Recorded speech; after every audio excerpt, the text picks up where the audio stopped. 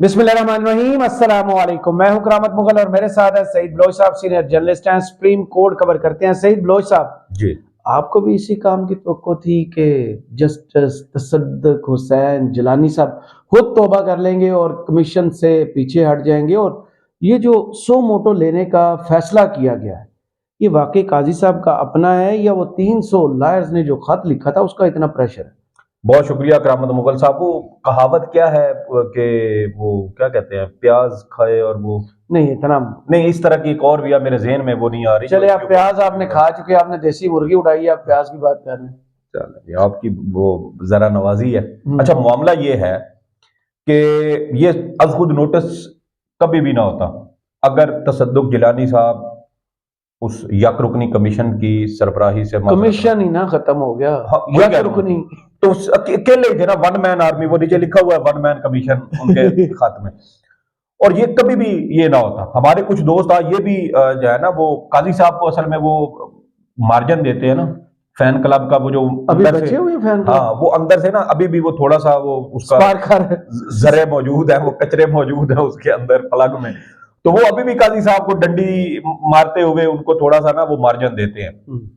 तो मैंने उन्हें कहा, मैंने कहा भाईजान, हमारे जराए तो ये कहते हैं कि ये खत पहले लिखा गया सुबह, ये खत गया प्राइम मिनिस्टर ऑफिस में, वहां ये चीज जब सर्कुलेट हुई तो फिर कम्युनिकेशन की गई इधर सुप्रीम कोर्ट को और बताया गया कि भाईजान ओ तो पीछे हट गए। ये भी मुमकिन है कि तसद्दुक जिलानी साहब ने ये खुद भी इधर सुप्रीम कोर्ट बीमार भी है ना यार, सर 75-76 साल के हो गए हैं। वो सईदुज्जमा सिद्दीकी बीमार थे, गवर्नर लगाया और सीधे अस्पताल गए, वहीं बेचारे फौत हो गए। तो अभी जो केपी में सीएम लगाए थे, केपी में सीएम साहब लगे अरशद खान साहब, उनके साथ ये हुआ। जरदारी साहब की हालत आप खुद देख ले, अल्लाह उनको सेहत दे, लंबी जिंदगी ले, लेकिन उनकी हालत देख ले, मैं ये बता रहा हूँ। और अब ये तसद्दुक जिलानी साहब, तो ये बहरहाल उम्र पे भी डिपेंड करता है, बीमारियां, सेहत, बहुत सारे इशू आपकी भी काफी होगी। लेकिन मामला कहने का ये है कि ये बेंच, ये जो आज खुद नोटिस है, ये कभी भी ना होता अगर वो खत ना लिखते। और उन्होंने जो खत लिखा है, मेरे ख्याल में उन्होंने इस्लामाबाद हाई कोर्ट के 6 जजेस के खिलाफ साजिश करने वालों को कान से पकड़ के चपेड़े लगाई हैं, कान से पकड़ के चपेड़े लगाई हैं। और वो जो बड़े बड़े कानूनदान बने फिरते हैं, जो बड़ी बड़ी वकला तंजीमों के नुमाइंदे बने फिरते हैं, जो आजकल 2-3 सियासी जमातों के मोहरे बने हुए हैं, जो साफियों के खिलाफ जीआईटी बनवाने में मुलव्वस हैं, और उनके वो शर्मनाक और बदबूदार किरदार हमारे सामने आए, कमीशन की भी हिमायत की और उन्होंने की थी। बिल्कुल सही कहा। काजी साहब ने सबसे पहले अपने उन यारों के साथ जो है ना मुशावरत की, सदर सुप्रीम कोर्ट बार को बुलाया, शहजाद शौकत, और पाकिस्तान बार के नुमाइंदों को बुलाया, और सबसे पहले उनको एतमाद में लिया कि ये दो अगर मेरे साथ है ना, तो फिर नीचे वाले जो है उनको तो हम संभाल लेंगे। और वही सरकारी होती है, सरकारी नहीं है। पाकिस्तान बार को अभी भी सरकारी स्टेटस जो है वो हासिल नहीं हुआ, लेकिन मुल्क भर में जो एक ये कानून का शोबा है, उसका जितना भी निसाब बनता है वो सारे पाकिस्तान बार, वो पाकिस्तान बार काउंसिल बनाती है। बहरहाल खत ये है जो तसद्दुक जिलानी साहब ने लिखा। उन्होंने ये कहा कि पहली बात तो ये है कि इस्लामाबाद हाई कोर्ट के जज साहबान ने इंस्टीट्यूशनल कंसल्टेशन के लिए सुप्रीम जुडिशल काउंसिल और सुप्रीम कोर्ट ऑफ पाकिस्तान को खत लिखा है, यानी इदारा जाती सतह पर वो मशावरत कर रहे हैं आपके साथ। उन्होंने इल्जामात तो लगाए नहीं है, उन्होंने ये कहा कि हमें इस तरह की सूरत हाल का सामना है, और वो उन्होंने आपके साथ बयान की और कहा कि ना तो जुडिशल काउंसिल रूल्स इस बारे में कोई रहनुमाई देते हैं, ना आपके जो है वो जो जजेस का कोड ऑफ कंडक्ट है, ना वो इस हवाले से कोई रहनुमाई देता है। तो सुप्रीम जुडिशल काउंसिल या सुप्रीम कोर्ट ऑफ पाकिस्तान ये हमारी रहनुमाई करे कि इस तरह के हालात जो हम फेस कर रहे हैं, इसमें हमें क्या करना चाहिए। इन्होंने क्या किया, इन्होंने उठा के वो भेज दिया हुकूमत के, यानी जिसके ऊपर इल्जाम है नहीं उसी को कहा जा रहा है कि क्राइम नहीं है। क्राइम ये है कि आपने फोन करके रिक्वेस्ट करके बुलाया, क्यों बुलाया? जिन पर इल्जाम है आप उनको फोन करके बुला रहे हैं, बुलाया गया से फैसला नहीं किया कि मिसकंडक्ट है, मिल किस कैपेसिटी में? जी, ये जाती हैसियत में घर में बुला के उनसे पूछना, दबाव डालना, समझाना, ये सारी चीजें मिसकंडक्ट में आती हैं। और ये काजी साहब, और ये पहली बार नहीं हुआ। साबिक चीफ जस्टिस खोसा साहब के दौर में आपको याद है, काजी साहब ने सदर साहब को 3 खतूत लिखे थे, मुझे रेफरेंस की कॉपी दें, मुझे रेफरेंस की कॉपी दें, मुझे रेफरेंस की कॉपी दें। वो खतूत जो सदर को लिखे जाते थे, वो सदर साहब, क्योंकि सदर एक जो भी आप उनको आईनी होता है, हेड ऑफ द स्टेट है, आपका पूरा रियासती ढांचा उन्हीं के नाम पे चलता है। अच्छा, उनको जो खत भेजा जाता था वो सील्ड लिफाफे में होता था, اور کھوسا صاحب کے بقول کے وہ خط صدر تک پہنچنے سے پہلے وہ صحافیوں تک پہنچ جاتا تھا. انکوائری ہوئی, قاضی صاحب پکڑے آپ کے گئے. جاننے والے ٹویٹ نہیں کرتے جی کرتے تھے, بالکل کرتے تھے. اور انکوائری ہوئی, قاضی صاحب پکڑے گئے کہ یہ خط جو ہے یہ لیک کرتے ہیں. اور کھوسا صاحب نے ہمیں 17 دسمبر 2019 کو کہا تھا کہ اس مس کنڈکٹ پر بھی, یعنی یہ جو خط لیک کرتے تھے, اس مس کنڈکٹ پر بھی قاضی صاحب جو ہے وہ ان کی نوکری سے وہ برطرف ہوتے ہیں. اور انہوں نے یہ بھی کہا کہ قاضی صاحب صدر پاکستان کو الحمدللہ روایت برقرار ٹھیک والی. لیکن آج آپ کی طرف سے انہوں نے کہا کہ قاضی صاحب صدر صاحب کو خط لکھ ہی نہیں سکتے تھے, ان سے ریفرنس کی کاپی مانگ ہی نہیں سکتے وہ تو جنہوں نے ریفرنس بھیجا ڈائریکٹ ان سے کیسے کر سکتے کمیونیکیشن. بہرحال کہنے کا مقصد یہ ہے کہ ہائی کورٹ کے ججز کنسلٹیشن کر رہے ہیں, مشاورت مانگ رہے ہیں, رائے مانگ رہے ہیں, رہنمائی مانگ رہے ہیں سپریم کورٹ سے, چیف جسٹس پاکستان سے. لیکن انہوں نے کیا کیا, انہوں نے اپنے برادر یہ والا خط کس سے سلوک کیا جو حضرت یوسف علیہ السلام کے ساتھ ان کے برادران یوسف نے کیا تھا. انہوں نے اپنے جو بھائی تھے, ان کے بردر ججز تھے, انہوں نے ان کے ساتھ جو ہے نا, میں سمجھتا ہوں کہ یہ دھوکہ کیا.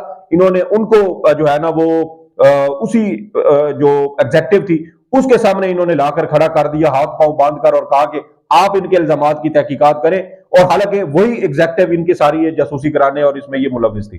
صحیح. تو یہ ایک تو انہوں نے یہ چیز لکھی. دوسری انہوں نے کہا کہ جو الزامات انہوں نے, میں نے خط پڑھا ہے ہائی کورٹ کے ججز کا, اس میں جو باتیں کہی گئی ہیں نا, وہ یا تو سپریم جوڈیشل کونسل کی ڈومین میں آتے ہیں یا وہ سپریم کورٹ آف پاکستان کی ڈومین میں آتے ہیں. اور انہوں نے کہا کہ اگر میں اس ایک رکنی کمیشن کی جو ہے وہ سربراہی کرتا ہوں, اس کی جو ذمہ داری ہے وہ میں پوری کرتا ہوں, تو پھر یہ جو انہوں نے لکھا ہے لفظ وائلیٹو آف جوڈیشل پروپرائٹی, یعنی کہ جو عدالتی دائرہ اختیار ہے یہ اس کی خلاف ورزی ہوگی کہ اگر میں اس کی بیٹھ کے تحقیقات کروں اور میں اس کمیشن کی سربراہی کروں.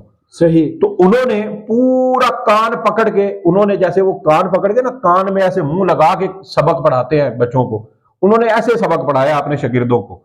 اور حیرت کی بات یہ ہے کہ سپریم کورٹ کے وہ جج صاحبان جنہوں نے معاملہ ایگزیکٹو کو بھیجنے کی خواہش کی, اور خاص طور پہ چیف جسٹس پاکستان, کیونکہ اب تو جو اعلامیہ آیا تو اس میں لکھا تھا کہ انہوں نے صدر جو وزیر اعظم تھے ان کو ملاقات کے لیے انہوں نے ریکویسٹ کی. پریس کانفرنس میں بتا جی پریس کانفرنس میں اعظم نذیر تارڑ صاحب نے بھی بتایا. کن کی استدعا پر وہ ہے, کن کی استدعا پر. تو آپ اندازہ لگائیں کہ چیف جسٹس پاکستان ہے, اس کو جج جو ہے وہ رہنمائی مانگ رہے ہیں, اور انہوں نے رہنمائی دینے کی بجائے ان کو آگے حکومت کے حوالے کر دیا. جن پر الزام. اور پھر دباؤ آیا. ایک تو تصدق جیلانی صاحب کے گھر سے دباؤ آیا, ثاقب جیلانی, انہوں نے باپ کا ہی کمیشن مسترد کر دیا. انہوں نے کہا یہ سپریم کورٹ اس کے اوپر فل کورٹ بنائے یا سپریم جوڈیشل کونسل اس کو دیکھے. اچھا, جو چند مہرے ہیں جو مسلم لیگ نون کی یا پی ڈی ایم حکومت نے خرید رکھے ہیں, پاکستان بار کونسل ہو, کیونکہ اس کے اندر بھی اعظم نذیر تارڑ گروپ کی اکثریت ہے. آسما جہانگیر صاحبہ کی روح میرے خیال میں قبر میں نا وہ تڑپ رہی ہوگی, کروٹیں بدل رہی ہوگی کہ جو ساری زندگی انہوں نے نام کمایا, جو نیک نامی ان کی تھی, ان کے پیچھے آنے والے ان شاگردوں نے وہ ساری مٹی میں ملا دی. آسما جہانگیر صاحبہ زندہ ہوتی تو کیا آج صحافیوں کے ساتھ یہ کچھ ہو رہا تھا؟ میں مان ہی نہیں سکتا کہ یہ کبھی اس طرح کا ہوتا. ہم ان کے جو بھی ان کا ایک وے آف پالیٹکس تھا یا ان کا جو وے آف سٹرگل تھا, ہم اس کے ساتھ اختلاف کر سکتے ہیں, لیکن کم از کم وہ اس طریقے سے صحافت کا, بنیادی حقوق کا اس طرح سودا نہ کرتی جیسے آج یہ بیٹھ کے کر رہے ہیں. تو یہ چیزیں تھیں اس کے اندر جو گڑبڑ ہوئی. اور پھر ایک تو تصدق جیلانی صاحب کو اپنے گھر سے شکست ہوئی, بیٹے نے باپ کا ساتھ دینے سے انکار کیا اور کہا کہ اس کے اوپر سپریم کورٹ کاروائی کرے. دوسرا یہ ہوا کہ 300 اور بھی وکلا تھے, اور یہ ان میں سے جو 305 یا 307 وکلا, ان میں سے 260 وکلا وہ تھے کہ جب قاضی صاحب کے خلاف صدارتی ریفرنس پی ٹی آئی کے دور میں آیا تھا تو 260 وکلا اس وقت بھی قاضی صاحب کے ساتھ کھڑے. صحیح. اس میں معز جعفری ہیں, سلمان اکرم راجہ ہیں, ایمان مزاری ہیں, زینب جنجوعہ ہیں, اس کے علاوہ اور بھی بڑے نام ہیں. یعنی کہ وہ جو خط لکھا گیا وہ صرف ایک صوبے کا نہیں ہے, وہ چاروں صوبائی نمائندگی اس کے اندر موجود ہے. اور یہ ایک بڑا مضبوط میرے خیال میں یہ ایک وہ بنتا تھا ان کا دباؤ کا پریشر پوائنٹ بنتا تھا جس نے بہرحال کام کیا. اور سب سے بڑی بات یہ تھی کہ آج جب تصدق جیلانی صاحب پیچھے ہٹ گئے, شاید ان کو بھی یہ چیز محسوس ہو گئی کہ یہ میرے لیے اگر میں کرتا ہوں تو یہ جو عدلیہ کی آزادی ہے وہ اس سے زیادہ متاثر ہوگی, وہ پیچھے ہٹے. اب سپریم کورٹ کے پاس کوئی اختیار نہیں تھا. اب سو موٹو لے لیا, فل کورٹ بنے گی, ہوگا کیا قاضی صاحب؟ اب دیکھیں نا, قاضی صاحب نے ایک بار پھر ڈنڈی ماری ہے. اچھا. اور وہ ڈنڈی کیا ہے؟ ہم سابق چیف جسٹس عمرہ بندیال صاحب کو, حالانکہ میرا اس وقت بھی یہ موقف تھا کہ بینچ کی تشکیل کرنا چیف جسٹس کا اس وقت اختیار تھا. اب تو چلے وہ بن گیا نا, پریکٹس اینڈ پروسیجر قانون بن گیا, امپلیمنٹ ہو گیا, سپریم کورٹ نے اس کو آئینی اور قانونی طور پہ درست قرار دیا. لیکن اس وقت اگر کوئی بینچ بنتا تھا نا تو کم از کم اگر 7 رکنی ہوتا تھا تو 3 جج لازمی اختلافی سوچ رکھنے والے ہوتے تھے. ہمیں پتا ہوتا تھا کہ یہ 3 جج شاید اختلاف کریں گے. بینچ فکسنگ کے لگتے تھے نا اس وقت. بینچ فکسنگ ہو کہاں پہ رہی تھی؟ الزام سپریم کورٹ میں لگتے تھے. بینچ فکسنگ کا سارا ماحول ادھر اسلام آباد ہائی کورٹ میں اس وقت چل رہا تھا. یہ پچھلے سال مئی کی میں آپ کو باتیں بتا رہا ہوں جب پنجاب کی الیکشن سارے چل رہے تھے. اور 19 مئی کو تو سابق چیف جسٹس عمرہ بندیال صاحب کے پاس ہی آئے, یہ ججز آ کے ملے.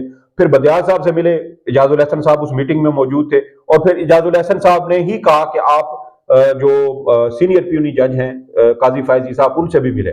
پھر یہ ان سے بھی ملے. یعنی کہ 19 مئی کو قاضی صاحب کو ساری صورتحال پتہ تھی, لیکن 2023 کو اور شوکت صدیقی صاحب کے مقدمے میں بھی انہوں نے یہ معاملہ ٹیک اپ کرنے کی زحمت نہیں کی. تو پھر ہم کیا سمجھیں؟ ہمیں تو پھر جو حالات و واقعات کی لڑیاں اگر ہم جوڑتے ہیں تو ہمیں تو پھر یہ لڑیاں کڑیاں ایک ہی بات ہے.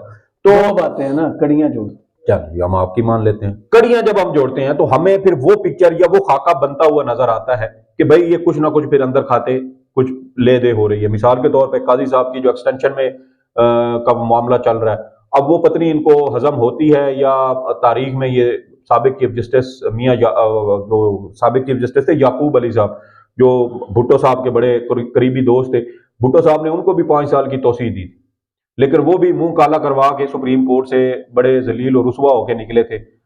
اللہ قاضی صاحب کو ہدایت دے کہ یہ دانا نہ چگیں.